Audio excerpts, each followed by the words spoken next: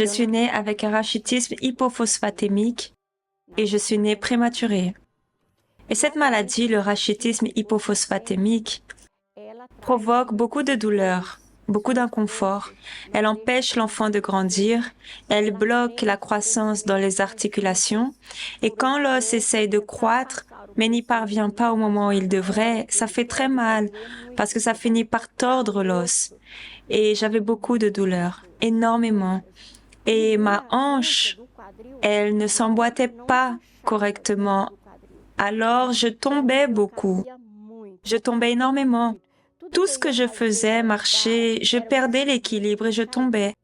Je faisais des chutes, beaucoup de chutes et des chutes vraiment graves. Quand mon père, il a découvert ma condition d'une personne déficiente, pour lui, c'était une honte. Il me cachait. Il utilisait des mots très durs, très forts comme petit estropié, tu ne sers à rien. Il m'a toujours traité avec beaucoup de préjugés, énormément de préjugés. Il n'acceptait pas votre condition. Non, pas du tout, parce que tous mes frères, ils étaient normaux et j'étais la seule différente et très différente. Et j'ai grandi dans ces conditions, à entendre, à être mise à l'écart, à ne pas aller à l'école. Un jour, ils ont emmené mes frères pour se faire vacciner et ma mère a demandé « Et Anna Maria, on va pas l'emmener ?» Et il a dit « Non, laisse-la là. Et qui sait, peut-être elle attrape quelque chose et la honte disparaît. »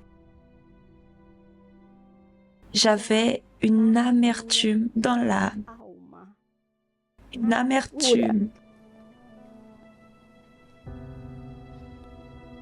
Je ne savais pas pourquoi j'étais venue au monde comme ça, ni pourquoi. Je ne voulais pas être comme ça, je voulais être normale. Et ce problème-là, il affectait aussi ma tête ici. Et c'était une confusion. Alors, je me sentais comment? Je sentais que j'étais un poids dans ma famille. Et au fur et à mesure que je grandissaient aussi les douleurs du rachitisme, les crises de bronchite augmentaient, jusqu'au jour où une docteure est venue chez nous pour négocier avec mon père du bétail, des affaires, et j'en ai profité et je me suis aventurée. Je me suis cachée dans sa camionnette et je suis partie avec elle. Quand elle est arrivée chez elle et qu'elle m'a vue, elle a été angoissée, désespérée, disant qu'elle allait me ramener chez mes parents parce qu'elle pouvait pas me garder. Je pleurais énormément, énormément, jusqu'à ce qu'elle me calme. Et elle est revenue avec moi, là. Et quand elle est revenue, elle a parlé avec mon père pour qu'il puisse me laisser avec elle parce qu'elle allait prendre soin de moi. Mon père, il a dit, tu peux l'amener parce qu'elle ne vaut rien. La docteure, elle a fait un accord avec mon père concernant les biens matériels. Mais moi, je n'ai eu aucun prix. Il a négocié aucune somme. J'ai été donnée gratuitement à elle. Et quand elle m'a amenée chez elle, la docteure, elle m'a mise à l'école, car jusque-là, je ne savais même pas encore lire. Et chez elle, la docteure, elle a réussi à obtenir un traitement auprès d'un ami pour faire une opération qui pourrait améliorer ma qualité de vie. Et elle m'a amenée à Brasilia et elle m'a confiée à l'hôpital de base où il a commencé tout le traitement.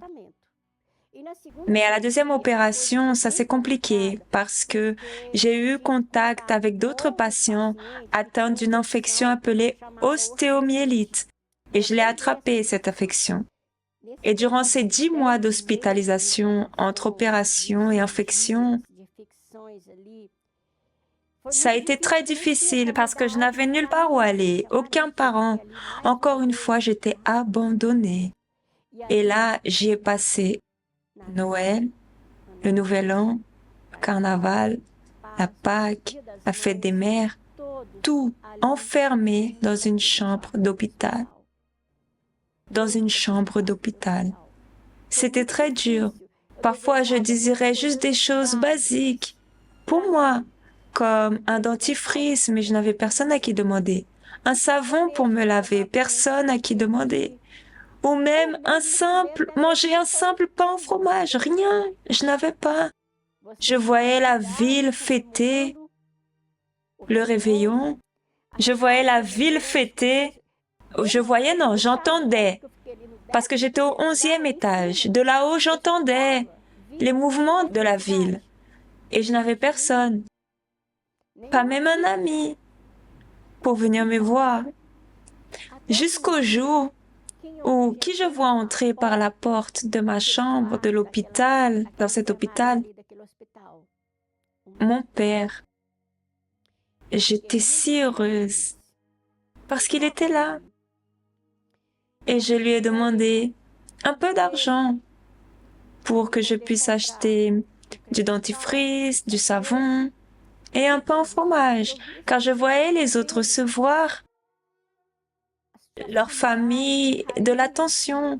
Et il m'a dit qu'il ne voulait même pas venir. Il avait déjà dépensé beaucoup dans ce voyage, qu'il n'aurait même pas dû venir, qu'il avait déjà trop dépensé, qu'il n'allait rien me donner, il n'allait rien m'acheter, et il n'a rien acheté. Comment vous vous êtes senti? Là, j'étais pratiquement morte. Je peux le dire. Je pleurais des larmes de sang. Ça m'a fait si mal. Et j'ai fini par être libérée. Et maintenant, où aller? Je n'avais aucun parent, personne, jusqu'à ce qu'une personne accepte de m'héberger et de m'aider. Je mangeais ce qui était permis et parfois même pas ça. Là-bas, j'ai été agressée. Là, je me sentais, savez, tellement seule. Et un jour, en rentrant du travail, j'étais très angoissée. Et j'ai vu la pancarte de l'église. Ce jour-là où je suis entrée, dès la première réunion, je suis sortie de là, comme si je volais, je flottais. Je commençais à faire les chaînes de prière, j'ai continué. Mais mon âme, elle était encore pleine d'amertume. 2 ans sont passés et je continuais à l'église. Beaucoup de choses s'étaient améliorées. Pas de changement complet, mais une amélioration. Et moi, je voulais un changement complet parce que je n'étais pas complète. Je n'étais pas là pour rester comme ça. Je comprenais que Jésus avait donné sa vie pour moi et qu'il m'avait pardonné. Mais moi, je n'arrivais pas à pardonner. Alors, quand la campagne de foi est arrivée, on a parlé du sacrifice. Pour moi, le plus grand sacrifice était de pardonner mon père. Et j'ai décidé de donner mon pardon pour mon père. Mais avant d'accomplir le sacrifice matériel, comme il est dit, laisse ton offrande à l'autel et va vers ton frère. Je ne suis pas allée vers mon frère, non. Je suis allée vers mon géniteur, mon père. Je lui ai demandé pardon. J'ai voyagé. Je suis allée là. Je suis arrivée. Et je lui ai dit, papa, j'ai été chez lui, qui était loin du quartier de ma mère. Je lui ai dit, je suis venue te demander pardon. Il s'est effondré. Et là, il a dit, c'est moi qui devrais te demander pardon. On s'est enlacés, on a beaucoup pleuré et je suis repartie. J'ai accompli mon sacrifice financier comme je l'avais promis à Dieu parce que le plus grand sacrifice, je l'avais déjà fait. Je suis revenue, j'ai aussi déposé mon sacrifice financier. Et quand je suis montée à l'hôtel, j'ai ressenti une paix tellement grande, mais si grande, que je ne peux même pas expliquer. Là, le Saint-Esprit est venu. Là, je suis née de nouveau. Je suis née. Je ne suis pas née de la chair, je suis née de l'Esprit. Je suis née de la parole, je suis née de lui. À ce moment-là, pour moi, il n'y avait plus de déficience. J'étais la plus parfaite du monde et je suis la plus parfaite du monde. Aujourd'hui, pour moi, ce que les gens pensent ou disent aujourd'hui n'a plus d'importance. Le non, je l'ai déjà. Je veux le oui.